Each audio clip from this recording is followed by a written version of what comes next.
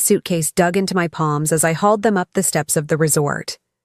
The sun was beating down, the air thick with salt and heat, and sweat ran down my back. My family trailed behind me, laughing, not lifting a finger. Then it happened. Dad's voice cut through the air, sharp and mocking.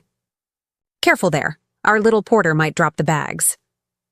Before we begin, drop a comment and tell us, where are you from and from which city you're watching our videos?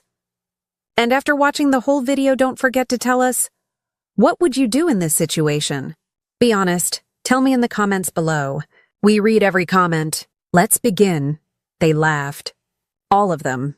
My stepmother's laugh was like nails on glass.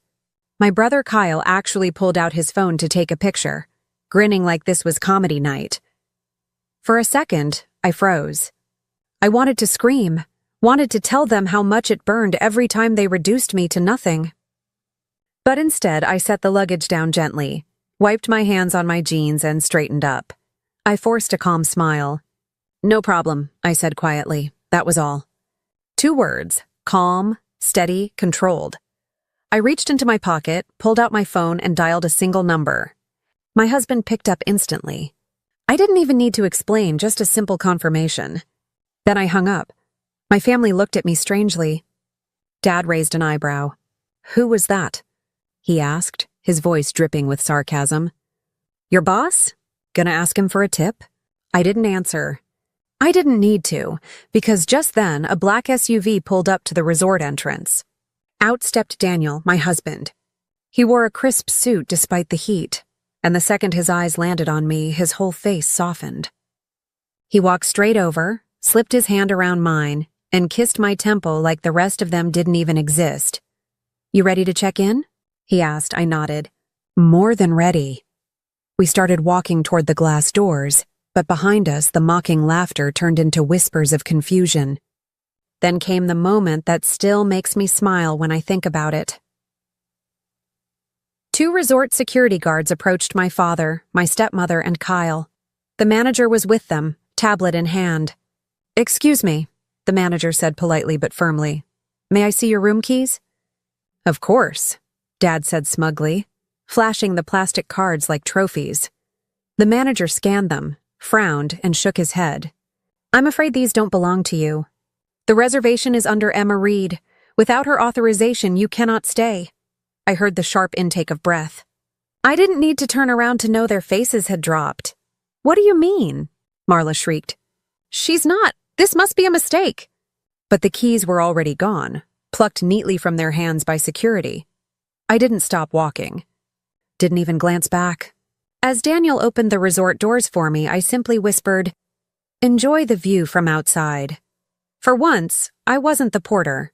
I was the one holding the power, and that was just the beginning.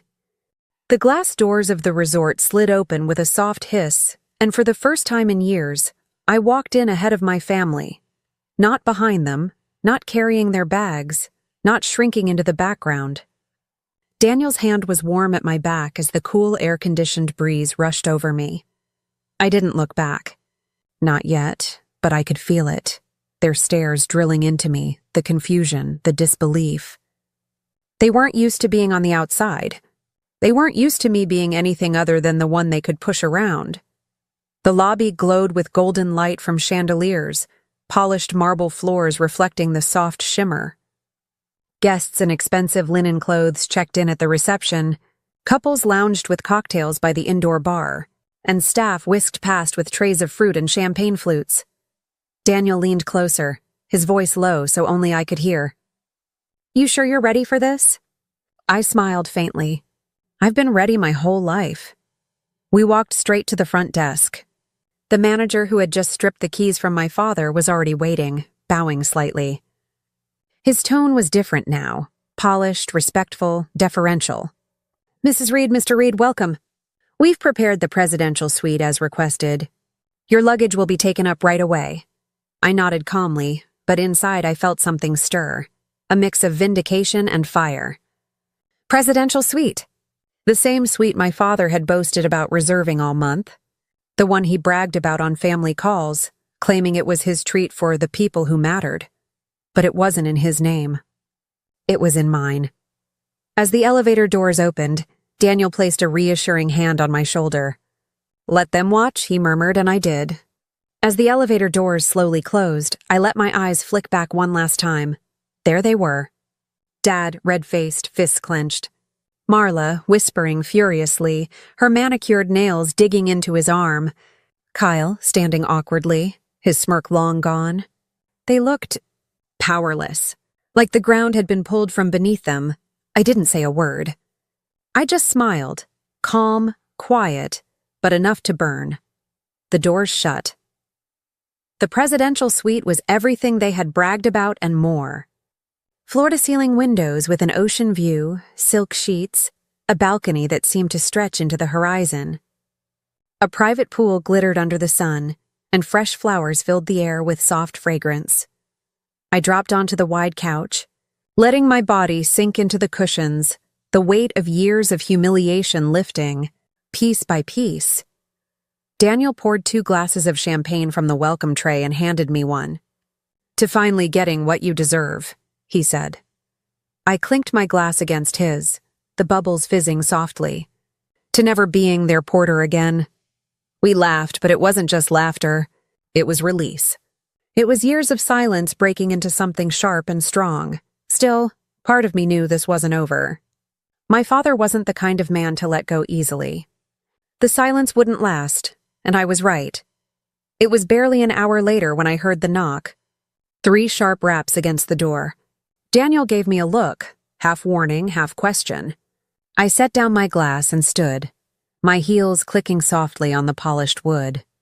When I opened the door, there he was, Richard Reed, my father, standing tall and furious, Marla right behind him, Kyle sulking on the side. His face was red, not from the sun but from humiliation. "We need to talk," he snapped. I leaned against the doorframe, crossing my arms. "About what?" "How to carry your bags better." His jaw clenched. "Don't get smart with me, Emma. You know damn well this is childish. That suite, this whole trip, was supposed to be for family." I tilted my head. "Family. Interesting word choice considering you've never treated me like one," Marla scoffed. "Oh, don't start playing the victim again. You think just because you married someone with money, you're suddenly better than us?" Daniel stepped forward then, his presence filling the doorway.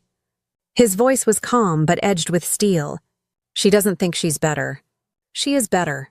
And if you're here to insult her, this conversation ends now." Dad's eyes flicked to him, then back to me. His tone dropped lower. "Emma, be reasonable. You can't just take things out from under us like this." I almost laughed. Reasonable? For years, I'd been the one carrying their bags, cooking their meals, cleaning up after their chaos, all while being told I was useless. And now that I had the upper hand, they wanted reason. I met his gaze and spoke slowly, clearly, so every word landed. "I didn't take anything from you. You never had it to begin with." His face twisted. Kyle muttered something under his breath, something about how I was showing off. Marla hissed, "Don't forget where you came from, Emma." I stepped closer, the door still between us, but my voice sharp enough to cut through the air. "Oh, I remember exactly where I came from. That's why I'll never let you put me back there again." For a moment, no one spoke. The hallway was thick with tension, the sound of the ocean muffled in the background. My father's fists tightened, but he said nothing more. Marla tugged at his arm, muttering angrily, and finally, they turned away. I closed the door slowly, the click echoing like finality. Daniel wrapped his arms around me, pressing his lips to my hair. "You did good," he whispered, but inside I wasn't done. Not yet. They thought this was about a hotel suite. They had no idea it was about so much more, because for the first time in my life, I wasn't carrying their baggage anymore. They were carrying mine, and I was just getting started. I barely slept that night. Not because of guilt, I had none, but because of the steady hum of adrenaline running through my veins. Every laugh they'd ever thrown at me, every cruel remark, every time they'd made me feel small replayed in my head. And for the first time, instead of breaking me, those memories fueled me. Morning light spilled across the suite, the waves crashing softly below. Daniel was still asleep, but I was up early, standing on the balcony with a cup of coffee. My phone buzzed, a message from the resort manager. Per your instructions, the charges for the family's stay have been canceled. They are not authorized to book under your account. I smiled. I had given those instructions the night before. My father thought he could storm back in and fix things with money, but this time, money wasn't his weapon. It was mine. By mid-morning, the knock came again. "Harder, sharper! Emma!" Dad's voice thundered through the door. Daniel stirred awake, rolling over with a groan. "You really want to deal with him now?" I set my cup down. "Yes, but on my terms." I opened the door just enough to see them. Richard, Marla, and Kyle. Their clothes were wrinkled, their hair unkempt. Clearly they hadn't slept well. The fury in my father's eyes was barely contained. "You think this is funny?" he snapped. "Humiliating your family? We couldn't even get a basic room last night because of you." I raised an eyebrow. "Oh, you mean the family that laughed while I carried their luggage like hired help?" "That family?" Kyle jumped in, his voice sharp. "Stop acting like some queen just because you married a guy with money. You're still you, Emma. You're still nothing." That one almost got to me. Almost.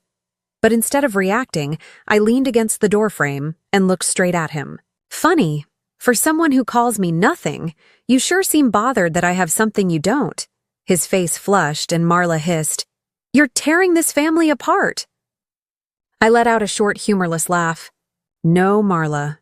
You tore it apart years ago when you decided I wasn't good enough to sit at the same table as you. When you made it clear that I was just an errand girl in my own father's house. All I did was stop playing along." Richard stepped closer, lowering his voice. "Listen to me, Emma. We can put this behind us. Give us access to the suite, and when we get home, I'll make sure you're taken care of. Maybe even include you in some of the family business decisions." I tilted my head, studying him. For once, he wasn't barking orders. He was bargaining. "With me? No," I said simply. His nostrils flared. "You ungrateful—" Daniel appeared behind me, his voice calm but firm.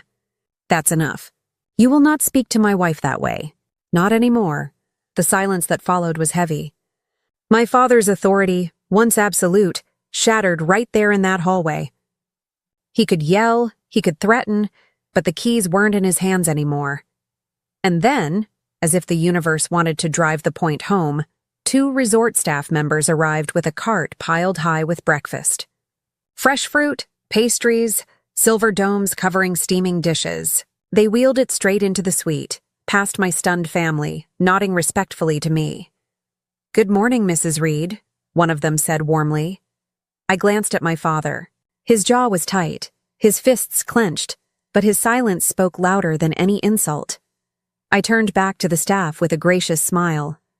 "Thank you. Please make sure no other guests attempt to charge anything to our account." "Yes, ma'am." As the cart rolled in, I closed the door firmly, leaving my family standing in the hallway with nothing but their anger. Inside, Daniel pulled me into a hug, his chest warm against mine. "That was brutal," he murmured. I exhaled slowly. "It was necessary. Because here's the truth. It was never about the resort or the room or the keys. It was about finally showing them that their power over me was gone. They had spent years convincing me I was beneath them, but now they couldn't even step into a hotel lobby without my permission. For once, I wasn't the one waiting outside the door. They were, and I intended to keep it that way. By evening, I thought maybe they would leave me alone. Maybe humiliation had finally silenced them, but I should have known better. The resort's dining hall glittered under chandeliers, filled with couples and families dressed in their best. Daniel and I walked in, my hand tucked into his arm, the soft rustle of my evening dress trailing across the marble floor. Heads turned, not because of me, but because of him. Daniel had that presence, the kind that drew eyes and quieted rooms. We were led to our private table near the balcony, ocean waves shimmering under the moonlight beyond the glass doors. The waiter poured wine, set down silverware that gleamed under the lights. It should have been perfect. Until I saw them. My father, Marla and Kyle stormed into the dining hall, their frustration written all over their faces. They hadn't changed clothes since the morning. They looked out of place among the elegance, out of control among the calm. And of course, they came straight to me. The room fell into a hush. I could feel people watching, forks pausing mid-air, conversations stalling as the storm arrived at my table. Richard leaned down, his voice low but loud enough to carry. "You think you can embarrass me in front of this entire resort? You think you can take what's mine and flaunt it like this?" Marla's voice was shrill. "Everyone knows she's nothing without his money." She jerked her chin at Daniel. "You married up, Emma. Don't pretend otherwise." Kyle slammed his palm on the table, rattling the glasses. "You're pathetic. You'll never actually belong here." Every muscle in my body tensed, but I didn't shrink. Not this time. Slowly, I set down my wine glass and rose to my feet. My heels clicked against the polished floor, sharp in the silence. I looked at them, each one of them, and then I raised my voice, not in anger, but in clarity. "You want to humiliate me? Go ahead. Do it louder. Let everyone hear how you treat your own daughter. Tell them how you laughed while I carried your bags, how you called me a porter, how you mocked me every chance you got." Murmurs rippled through the room. Diners shifted, eyes narrowing toward my family. The tables around us leaned in, listening. I didn't stop. All my life I've been nothing to you. Nothing but someone to use, to belittle, to step on so you could feel bigger. But tonight the keys are in my name. The suite is mine. The respect is mine. And the shame. I glanced at them one by one. The shame is all yours. Richard's face turned crimson. Marla hissed, "You ungrateful brat." But Daniel stood then, placing his hand gently on my shoulder before turning to face them. His voice was calm, commanding, impossible to ignore. "This ends now. You don't get to walk into her life anymore and tear her down. Not here, not ever again. If you can't respect my wife, you don't get to be part of her world." The silence that followed was suffocating. My father opened his mouth, but no words came out. The dining hall, full of strangers, had already judged them. Their power crumbled in real time, not because of me, but because of their own cruelty finally exposed. Security appeared at the doorway, alerted by the disturbance. The manager stepped forward. "Mr. and Mrs. Reed," he said firmly to my father and Marla. "You're disturbing the guests. I'll have to ask you to leave." A collective gasp swept across the room. People stared as my family, once so smug, so untouchable, was escorted out under the watch of strangers they had wanted so badly to impress. I sat back down, my chest heaving, but not from fear. From release. From finally letting go. Daniel took my hand, his thumb brushing against my skin. "You were brilliant," he whispered. I looked out over the ocean, the waves rolling endlessly beneath the moonlight. For the first time in years, I wasn't carrying anyone's luggage but my own. For the first time, I felt free. And as the room slowly returned to its rhythm, clinking glasses, soft music, gentle conversation, I knew one thing for certain. They could laugh at me all they wanted, but I would never be their porter again.